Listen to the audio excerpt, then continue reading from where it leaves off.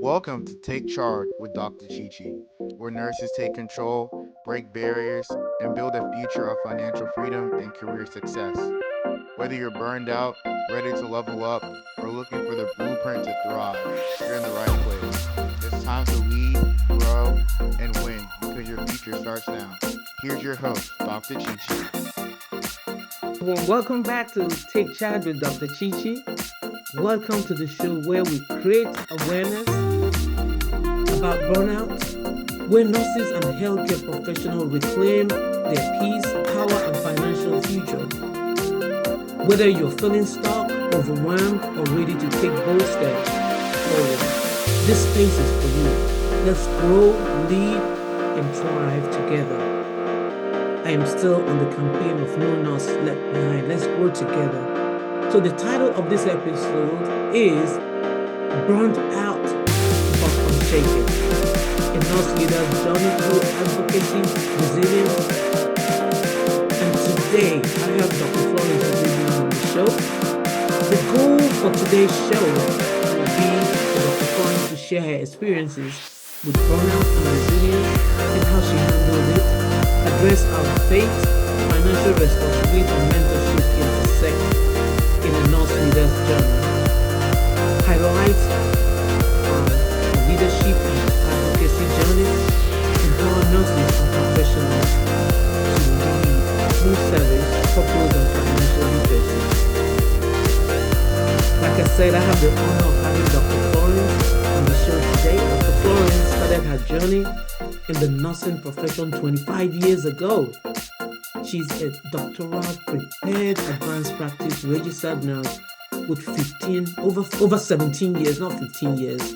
I'm not going to shortchange the 2 years. 17 years of experience, right? She is a dedicated practitioner and adjunct faculty member in a family nurse practitioner program at one of the universities here in the United States. Her expertise as an advanced practice nurse spans family practice, hospital medicine, and compensation disability evaluation. As a registered nurse, she gained extensive experience in vascular surgery, general surgery and intensive unit, and the trauma intensive care unit. Her leadership role includes serving as the immediate past chair for drug healthcare system advanced practice registered nurse council for 2 years, and also a co-chair for an additional 2 years. That tells you how good she is. She's currently the president of the National Association of Nurse Practitioners here in Georgia. It's called NANNPU-GA. It serves as the National Nurses United as the Associate Director in Atlanta, Georgia. And since January 2024, she has been a commissioner on the Joint Advanced Nursing Practice Council. Dr. Uzuegbunam is actively involved in her community volunteering in children's ministry at her local church and participation in health fairs. I'm honored to have Dr. Florence on the show today. Dr. Florence, why don't you say hello to everyone? Hey, everyone. Good, good. Thank you so much for coming up. I am so Thank you happy to for have you having here. me. Yes, Thank you for having me. yes. I'm so happy to have you on the show. Thank you. We're just going on that campaign of No Nurse Left Behind. It's Yes. good that we talk about what most nurses experience in their day-to-day life so that people can get help and shine. Now, Dr. Florence, can you share your personal journey from bedside nursing to leadership and policy level advocacy? So thank you for having me here today. I am very delighted, and nursing is very dear to my heart. Even when I was a little child, I knew I wanted to be a nurse. Wow. I was delivered by a midwife in my little town, and I've always looked up to her. And she made a significant impact in my community. So I kind of looked up to her, and I knew I wasn't going to stop at the bedside. So 1999, I graduated with my bachelor degree in nursing practice. And I started working bedside. I did vascular, I did ICU at a local hospital, at as time went on, after 2 years, I remember one day, because I was working night shift, I had the patient ratio was very high. Oh On man. the floor, and I had one of my patients pass away. And I Aye. felt convicted. I felt like I wasn't there when the patient passed, and I should have been there.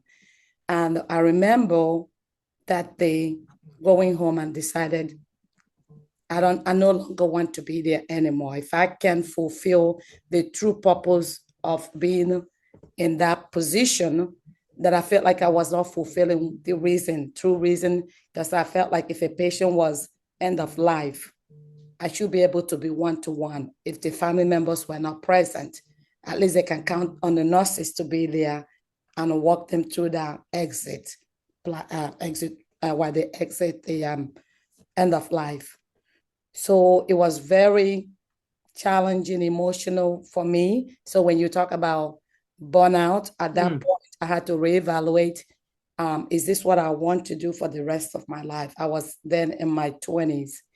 So I remember the next day coming back to work, and I decided that after that I was going to go to another hospital that was in downtown Atlanta and try to get another job.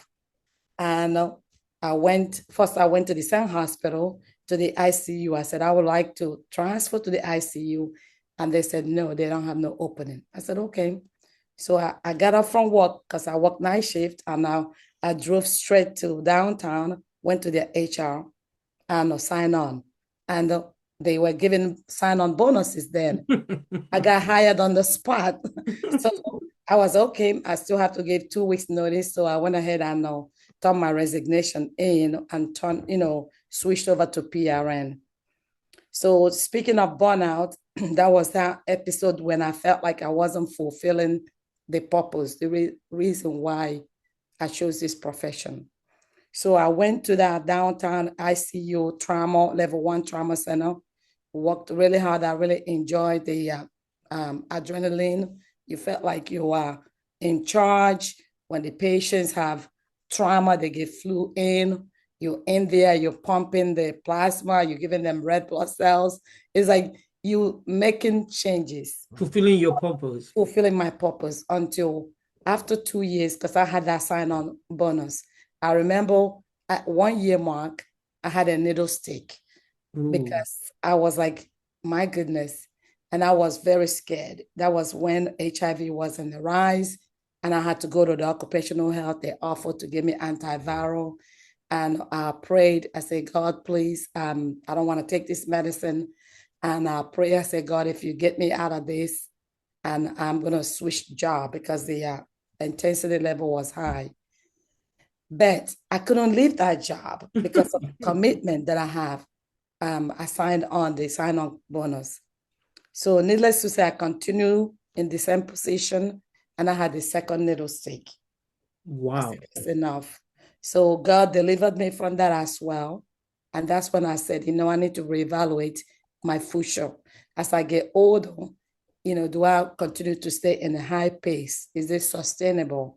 Or do I need to try to transition to a slower pace, like walking condition clinic, something else, advanced practice, where I can be able to control my pace. Wow. So that's when I made the decision that I need to prepare myself, because no journey happens overnight. Yes. You have to prepare for it. You have to change is constant. You have to think about your plan. So if you're a nurse and you're planning to grow in the profession, the great news about our nursing profession is we have so many specialties that you can. That's right. It can switch or divert to. So I decided then that I wanted to go back to school, and I inquired at Georgia State, and I did enroll there, and I got my degree in advanced practice. So as an advanced practice practitioner, I feel like your question, how do you go from bedside to leadership? As a practitioner, we're leading our patient. Your patients are dependent on you. They come with you with real life health challenging decisions. and you let them know about evidence-based options. So from that, I felt like the leadership was also was already a given to me. As I advocate for my patient by giving them different options, you run into political advocacy issues. So it's kind of like, if a patient cannot get a good health care, if they don't have good insurance, if they don't have health care, it starts with the legislation. So you can't just say you advocate as a nurse, but then it comes natural to me because I feel compelled that I believe as a nurse that it's important to advocate for other nurses. That's right. In terms of workplace treatment, working condition, when it comes to making decision or with a supervisor, whether it is when something happened in the workplace, who advocate for us. And I happen to work in a hospital that we have able to unionize. So be having that opportunity gave me an avenue to join the union and get multiple training. And that's how I went from bedside due through different challenges. Unfortunately for me, it was multiple needle sticks. I'm glad to say that I was lucky that I did not contract any infection because it could have been deadly. It could have been worse. But it was a wake-up call for me. So everybody has their own wake-up call, whether it is a near miss, driving home from a late night shift, and you find yourself in an accident and God delivers you, or whether it is through injury, work-related injury that wakes you up and say, maybe it's time to make a change. So that's my journey, becoming a nurse practitioner, practicing. And then, like I said, advocacy is second nature because if you look at your co-workers, you look at your patient, we know, especially in state of Georgia, we don't have great health outcome because we have legislation that is not favorable to advanced practice compared to other, like 26 other states where advanced practices are full practice. They're able to independently practice versus in state of Georgia, we still have old system where you need a collaborating physician to practice something that you could be able to do in other 26 states without no problem. Yes. Dr. Florence, the journey that you just shared, I know you're gonna touch a lot of people's life when they listen to it. It's like stating from the beginning to the end. And do you know, most people don't know how nurses feel when they have a patient and that patient dies.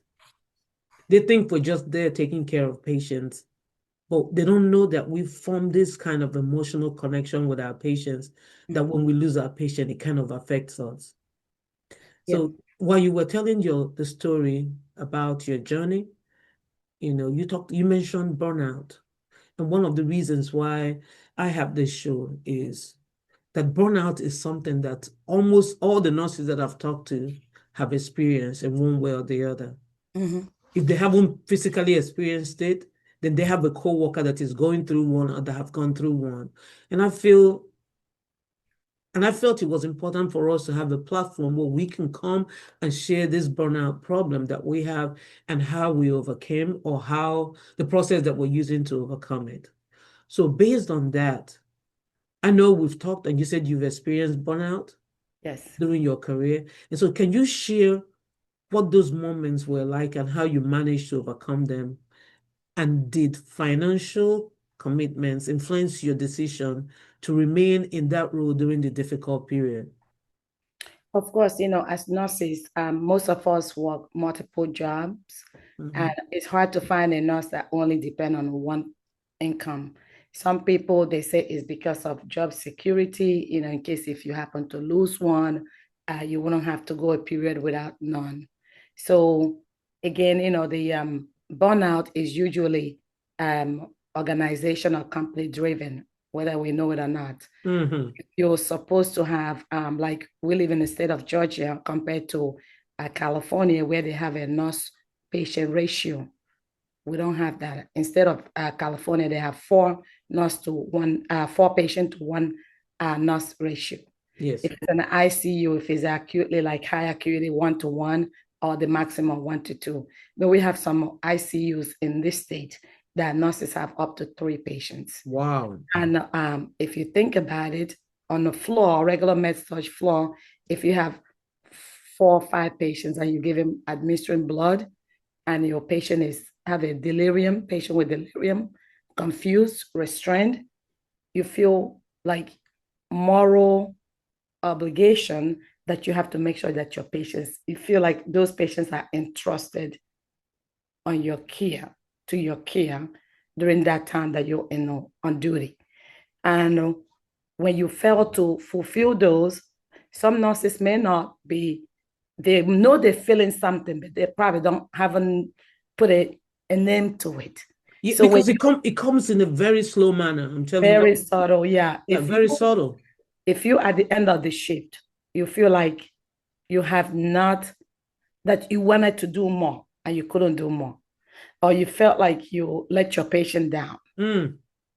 That is a sense of moral conviction that means that you did not meet the goal or obligation that your profession prepared you for.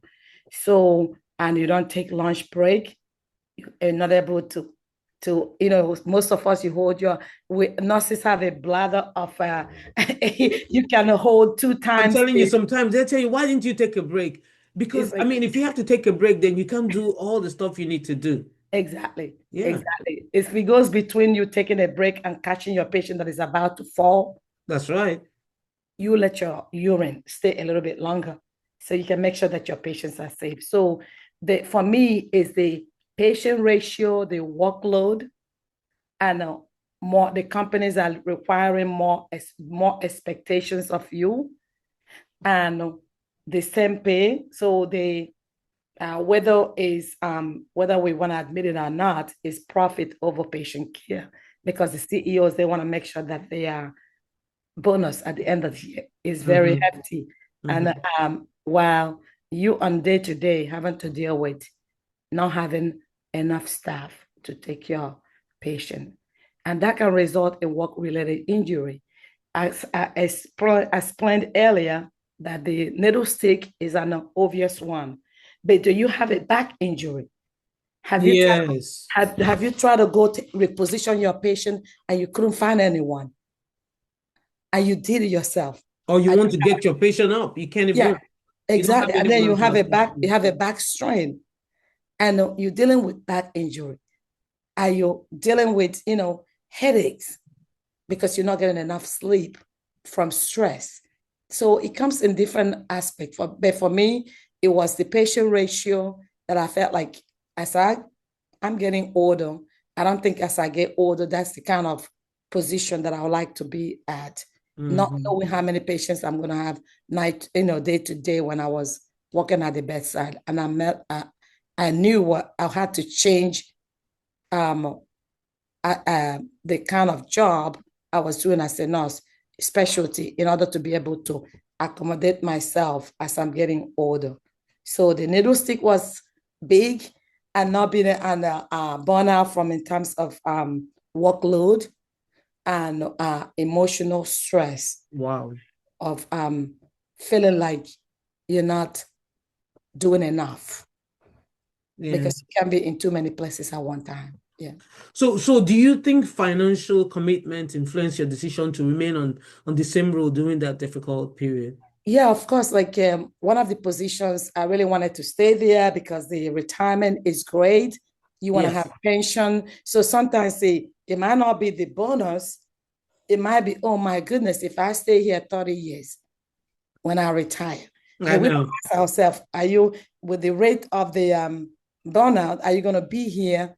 Or be alive to retire? Be alive to collect the pension. So yes, financial commitment is always there, especially some of us, myself, I'm from Nigeria, and we have so much more responsibilities. That's right. from our immediate family members, people that we help him through different circumstances, and you feel like you're going to let them down. So definitely, if it wasn't financial responsibility, most of us probably already walked away. But we have to continue to do that because we have to pay our bills, help our family members, and also, plan. Mainly family commitment. Yeah, Family commitment. family commitment. Yes. All right. So what boundaries or lifestyle changes helps you to reclaim your peace or helps you to keep on reclaiming your peace?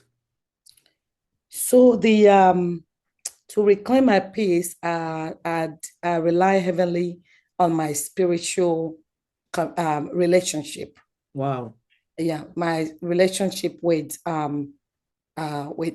Christ, and at the end of the day, you let that be your guide. So whether you come home, whether in the middle of the shift, and try to keep yourself centered. Some people call it centering.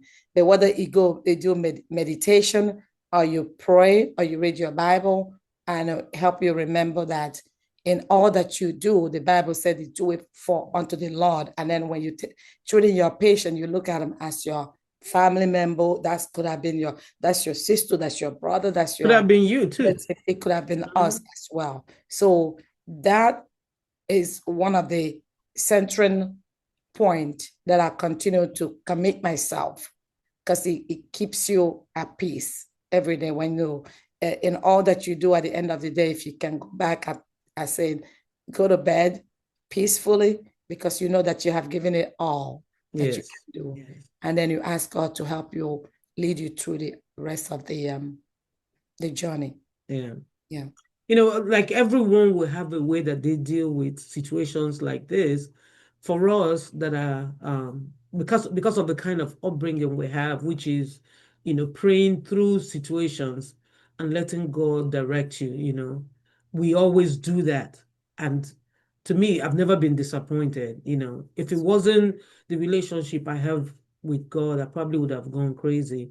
In one of the episodes, I said that when I'm going to work or driving to work, I'm thinking about I'm going to a war front and not necessarily going to fight or something like that. I think about it as being equipped so I can take care of my patient the way God will want me to take care of my patient, or the way I want to be taken care of, and also dealing with leadership. Yeah. Because sometimes even when you do everything, someone is going to still find something that they said, or they're going to say something. So you're praying against all those things while you're going to work. Exactly. Yeah. So what does it take, what does taking charge mean to you in both healthcare and lifestyle, or life leadership rather? Well, taking charge is, for me, I got to a point where you ask yourself, what are you afraid of? That's right. So if you take fear out of equation, what, you can be able to be free to make decisions. Mind shift change, right? Yeah. You can figure out that if you trust in God and you know that He is the only one that He provides for us. My provision, daily provision, comes from Him. So if you know that no matter what happened, that He's gonna make a way for you, and take the fear out of the equation, because sometimes people say, I can have a difficult conversation and they'll feel like, oh, wow, how do you say that? Well, because I'm not afraid, because I know, as long as I know I'm standing on a rock, and that rock is the relationship that I have with Christ. And then you are advocating for your patient, your co-worker, and you're advocating for what's right. That's when right. you put that in the forefront, I think that has always been, you take away, the fear. What will happen if you remove that barrier? You could move the mountain. You can take charge. Yeah, you can take charge. You can take charge. Yes. All right. So you've worn many hats: educator, practitioner, policy advocate. So how do you stay grounded? I know you've kind of mentioned it, but Yeah. I don't know if you want to talk about that a little bit more. Yes. I do. So being a practitioner was my ultimate goal. Then in 2013, I pursued my doctorate degree because a lot of us nurses that are experienced, you feel like the new nurses are not doing things that we would like them to do, or you feel like maybe they're not equipped. So that was one of my challenges. I feel like the education part, whether it's leadership, educating the next generation, or practice, they're all interwoven. And being an educator keeps me abreast of evidence-based. That's right. I'm more and upfront to know new changes that are coming up in our nursing practice, because the academia is the first place I will implement it. So it kind of keep me in the forefront, and then the practice is I have to impact my patient. That's right. And advocacy or leadership, you can call it leadership, you can call it mentorship, but we have multifaceted levels of nursing, because that's very complicated field. You have ADN, you have BSN, you have advanced practice, and then even within that advanced practice, there's so many other specialties. That's right. Believe it or not, one day we're gonna retire from our position, and someone is gonna have to take over. That's right. So we need to make ourselves available, readily available, and approachable for the new generation to have access to us. And how do you do that? You do that by being on the table and not in the menu, right? Yes, you have Like to they be always at the say. table. You have to be at table, and being a faculty, it gives me upfront one-to-one opportunity, and I That's give right. the students direct access to me. And then taking care of the patients, they have access to me. And in terms of leadership, you lead by example. And when people see you leading by example, and that's, how you put them all together. Because we can impact, as a nurse, at the bedside, you can impact one patient. As a nurse leader, it can impact A whole the lot. classroom a whole while.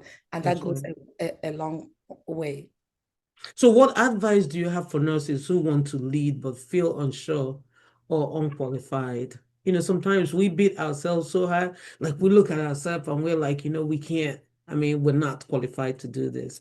But meanwhile, the person is really qualified to do that. So what kind of advice would you give to that nurse? But I think everyone is not called to be a leader. We all have leadership potential, because whether you're in your family, you're already leading your family. Whether you have kids, you are the oldest of the each siblings, whether you're in the community, whether you're leading your patient, and as a nurse, you are leading that patient care. That's right. So we are all a leader, but if you don't, some people don't want to lead like in the forefront. They want to be background supporter. So I tell them they're already a leader. It depends on where they want to take it to. So I asked them, have a vision board. What is it that you want to do? That's right. And ask yourself, if you take away fear, what are you afraid of? If you take away fear, how much far can you go? And then look in your community, look around you, your hospital, see a nurse or someone that inspire you. And believe it or not, if you approach them and say, I need to talk to you. I've had so many people come to me that, some of them, they're freshly graduated from program, and they will have questions. I start by saying, bring your resume, let's look at it. What do you like to do? That's the only way I can be able to mentor you, if I can identify where do you want to go. And then we can be able to have a strategy how to move forward. So I said, have a vision board, write it down, and minus fear. Oh, that's the most important one. Yeah, Taking out, minus but fear. burnout has a way of making you question your capability too, Yes. But burnout can make you, or if you just said that you came from Nigeria, sometimes depending on the environment that you're working at, sometimes first of all, I think the impression people have of us foreigners, like we don't really have anything up there. But I guess when they get to know us, Yeah, and you probably might have been a leader or still a leader somewhere, you know, and situations around where you are will burn you in such a way that you start questioning yourself. So the advice you've given so far to me is very, very important. First of all, don't let anybody tell you who you're not, and then take fear out of the way and then keep on moving forward, right? exactly, That's exactly. right. So what role does mentorship play in preparing the next generation for of nurse leaders? I know you just talked a little bit about that, but do you want to expatiate a little bit more on that? If you do, you can talk a little bit more on how you can mentor people. I know you said you tell them, okay, let me see your resume. Where do you want to go from here? Exactly. So mentorship is critical. Mm-hmm. I say a bedside nurse when I was going to school. I have a nurse. She's still my mentor till today. Mm-hmm. She's retired, but she's still my mentor. And I call on her sometimes when I have some decisions, like here or there. What do Mm-hmm. you think? And it's someone that is non-judgmental. She Right. always be upfront with me. She's honest with me, and she's like my cheerleader. Mm-hmm. She's like, You you need can do someone it. like that too. Yeah, you can do it. So mentorship is critical, and I think as an adult, it's different for kids. It's important for you to identify who you want to. This is like, don't wait till someone assign you a mentor. Like I said, find a field that you have compassion at.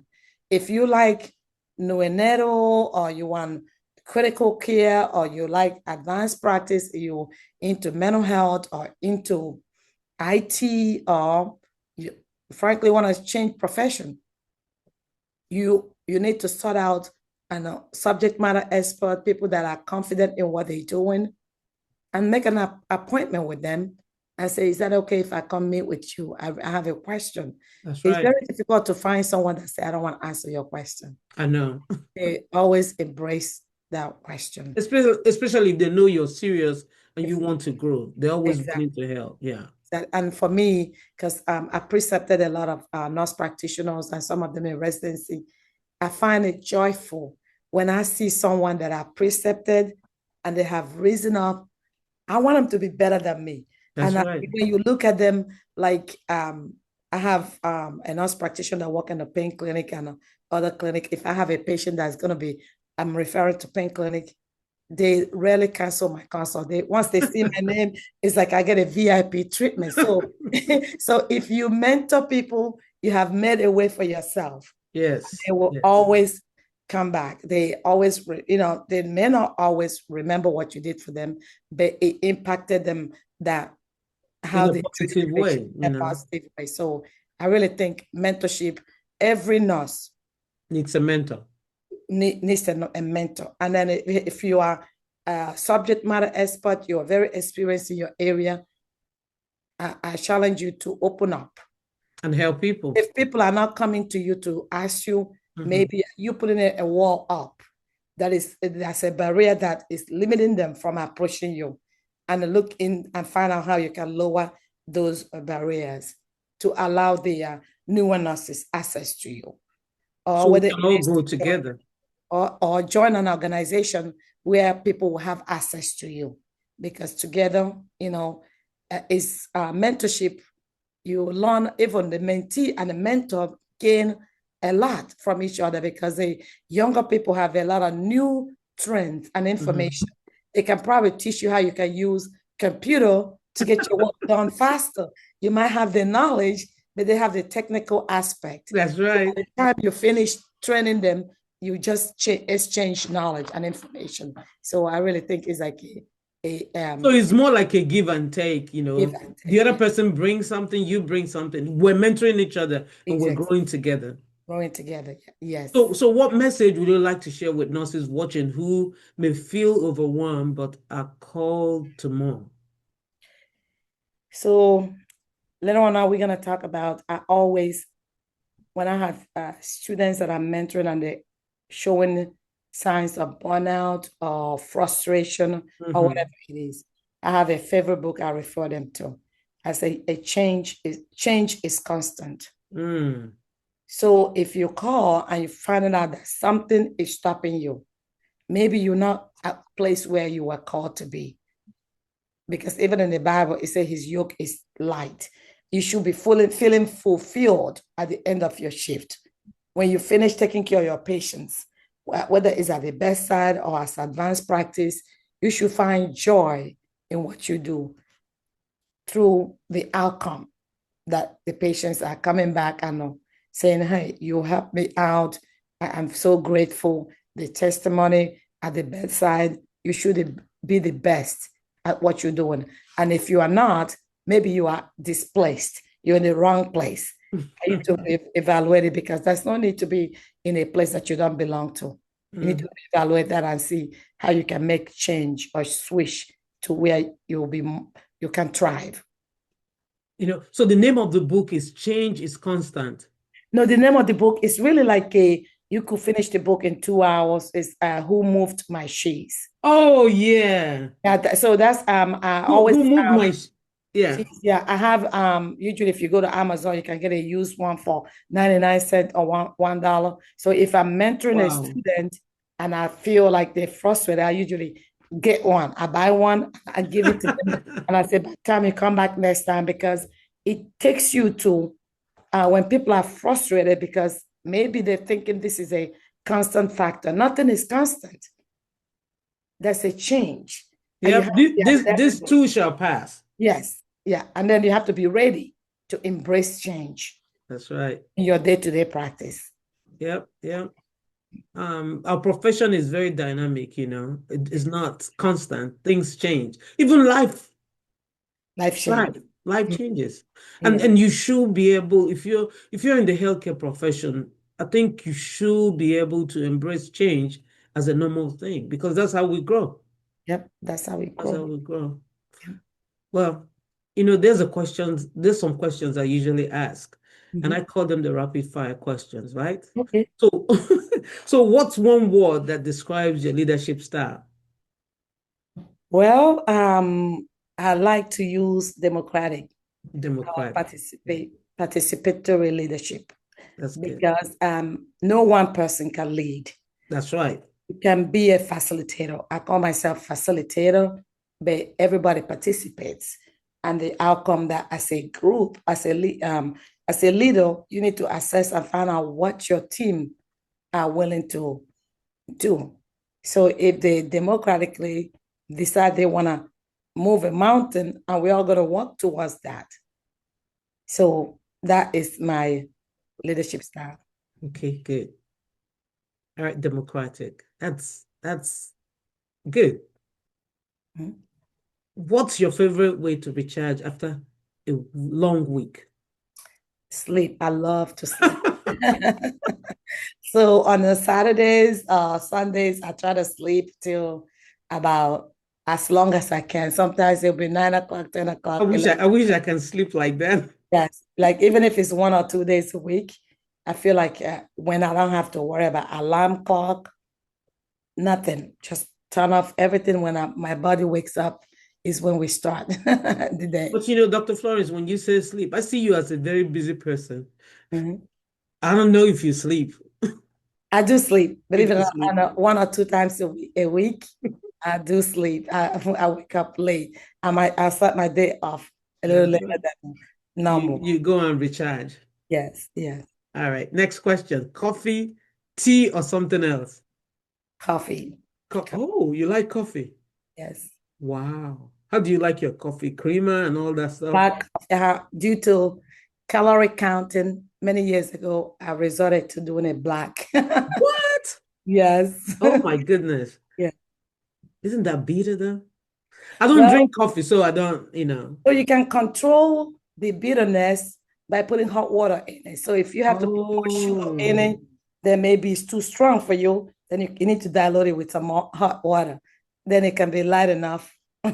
Some people are going to learn from this. Yeah, you put some hot water to dilute it and get it to where you can tolerate it. That's good. Instead of putting sugar and cream on it. But if you have sweet tooth, then you probably resort to honey or sugar, I guess. Yes, yeah. Yes. Everybody's counting their height. I know we don't want to go too tall. You know what we mean, right? Exactly. All right. One book or scripture that helped you through burnout. Well, like I said, that Who Moved My Cheese is a book that is really, I encourage all our viewers. If they're not familiar with this book, you can Google it. Do you know the author's name? Is a Dr. Spencer Johnson. Oh, Spencer. So it talks about when you in a job situation or any life situation, you need to keep aware of change that is happening. Because some people, if your company, everybody's leaving, and you see the handwriting on the wall, you shouldn't wait till you get a servant package. You have to be constantly aware of your surrounding and to see when the cheese is gone. So if the cheese represent resources, money, and when it start to dwindle down, you need to know when to move. So it's about little people and the mice were more adaptable. They were able to know when the cheese are going down, and they escaped and found another place where there's a cheese, while the little people are fearful and scared. They're like, I don't want to change. I come here every day, and there's cheese. I always make my money in this company, and this is where I'm going to keep making my money. Until they come one day and the doors are locked. And you're like, okay, there's handwriting on the wall many, many years ago. So you need to be aware of your surroundings and know when to make change. Whether it's, if you work at the med-surg and you see the pace is no longer, the management change, you don't get along with the manager, you're constantly getting written up for no reason, and you feel like the whole world is against you. So it's either you change to adopt that, or you find another place and move. Or don't stay there to be burned out. Because, some people don't believe people could be written up for little stuff or nothing, Yeah, exactly. But you can take charge or you're being picked on constantly, Exactly. So you need to know when to make changes in your life. Wow. I'm going to look for that. I've heard about that book, but I haven't read it. I've read Let Them Theory by Mel Robinson lately, and that book is something else. And then the 5-second rule. Oh my goodness, Mel Robinson wrote that too. Those books have really, really helped me. And I'm glad when we talk about books, because we need to read some more. There's a lot of information in books. Yes. Yeah. Of course, so, the Bible is always there. It's something that we should read, embrace, whether it's a verse, a chapter, or whatever, because it will help you with in terms of anxiousness when you work tomorrow. And then you have different verses that help you to understand that God is in charge of what happens to you. That's right. Yeah. God. I'm a Christian, and I think about Jeremiah 29:11. For I know the plan I have for you. Yes. Yes, says the Lord. I remember that Bible passage all the time. Exactly. So whatever I'm going through, I always think about it as God's plan for me, and He always brings me out better on the other end. Exactly. Like John 10:10, it says He has come so we can have life and have life abundantly. Yes. So nobody else should shortchange us. That's right. When you get in that position, that is not the will of God for you. That's right. So if you weren't a nurse, what will you do? What will you be doing today if you're not a nurse? Well, maybe I think many people have told me I should have been an attorney or a politician, and it's never too late. So maybe one day I might be an advocate. I like policy. You're already doing that. I'm doing that. Platforms. Yeah. And all the roles that you have as a nurse, you're already advocating, Yeah, I like that. But, having to impact change in your community or in wherever you are. I really think a lot of times as nurses or as foreigners, we have someone else do it for us. So whenever I see people in a policy making ground or advocating, I'm very passionate about it because how else can you bring change? No way, No except way. you're there. If you, yeah, if you're at the table, if you're not at the table, you become the meal. You become the meal itself. So you Yeah, want to be at the table at and the then table. take your chair with you to the table. That's actually one Yes. of the presenters at the conference that I was in November. Mm-hmm. That's what she said. I said, be at Yes. the table. If Be at not, the you're table. going to be part of the menu. And Yes. even if you're not called to the table, take yourself there and go with your chair. Yes. Yes. Exactly. Yeah. Okay. All right. Thank you so much. So I usually have a reflection prompt, and this is think about a time you felt burnt out but kept showing up because you had no choice. And then what happened and what helped you survive it? And what would it take you? Or what would it take it to help you thrive beyond it? So write down one step you can take this week to reclaim your peace and leadership path. And if something happens today and you're not able to walk, how long can you sustain yourself? To answer those questions, you can email me at takechargewithdrchichi@gmail.com, takecharge with Dr. Chichi at gmail.com, or Instagram, takecharge with Dr. Chichi, and let's talk about it. So thank you so much, Dr. Florence, for sharing all these great tips and information. It inspired me, and I know it did for anyone listening. Remember, burnout doesn't define your journey. How you rise from it does. So for everyone watching, your story isn't over. Being burned out doesn't mean broken. So I implore you to take charge, walk with purpose, and never stop growing. So if you enjoyed what you heard today, I encourage you to like, subscribe, and share the link of this show with anyone because it will change someone's life. So if you want some more information on how to take charge of your finances, how to take charge of your life to prevent or handle burnout, send me a message at takechargewithdrchichi@gmail.com, takechargewithdrchichi@gmail.com, or Take Charge with Dr. Chichi on Instagram.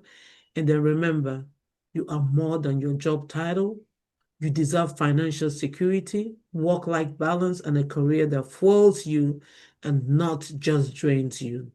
Also remember, your healing is not a setback, it's a part of your assignment. Lead with grace, care with courage, and take charge of your life and that life God called you to live. Until next time, take care and keep advocating for yourself as much as you advocate for your patient. Remember to like, subscribe, and share this episode with your friends, families, and colleagues. Bye for now, and see you on the next episode of Take Charge with Dr. Chichi. Thank you so much, Dr. Florence, for coming up to the show. And thanks, everyone. Yeah, thank you so much for having me. Take Charge with Dr. Chichi is a brand of Sparkling Star Development Strategies LLC. The information provided is for educational purposes only and does not constitute financial, legal, or medical advice. Financial services are offered independently by Dr. Chichi in accordance with applicable licensing and regulatory standards. Thank you for watching.